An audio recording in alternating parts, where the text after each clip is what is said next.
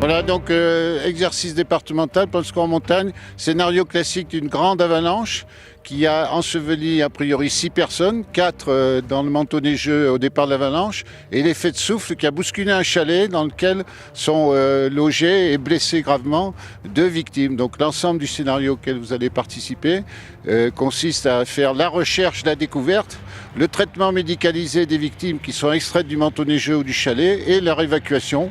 C'est un classique d'un exercice grand format qui va mobiliser l'ensemble des acteurs du secours en montagne de la Savoie.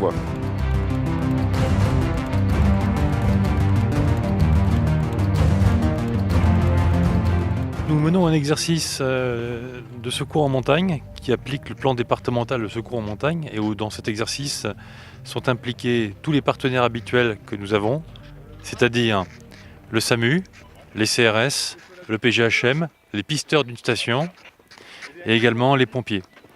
L'objectif étant et les maîtres chiens bien évidemment, qui dépendent des uns et des autres. L'objectif est de travailler de manière coordonnée sur un exercice de grande ampleur. Et donc nous avons lancé l'alerte. À partir de l'alerte, il y a toute une phase de mise en place qui se met au fur et à mesure sur le terrain, avec des vagues successives de secouristes qui viennent, les premiers étant les plus proches. Les plus proches sont les pisteurs de la station. Et au fur et à mesure, nous avons des services qui viennent s'impliquer, avec maître chien, sondage pour retrouver des victimes en avalanche, utilisation de détecteurs de victimes en avalanche, et pelletage, etc., etc. Donc tout le travail qui est mené est un travail de coordination qui permet aux uns et aux autres de se rencontrer, d'améliorer nos performances. On a des observateurs pour chaque unité pour regarder les délais que nous avons pris, comment chacun est intervenu. Et l'objectif est ainsi de toujours progresser au profit des personnes qui risqueraient un jour d'être dans des situations aussi difficiles.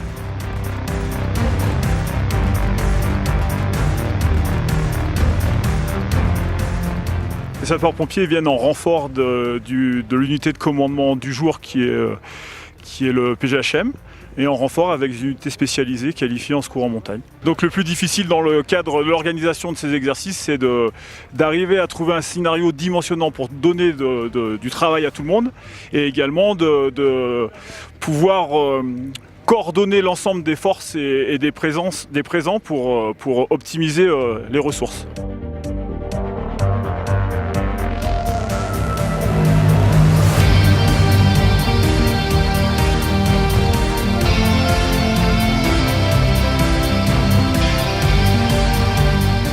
Sur cet exercice, le PGHM avait le rôle de commandant d'opération de secours.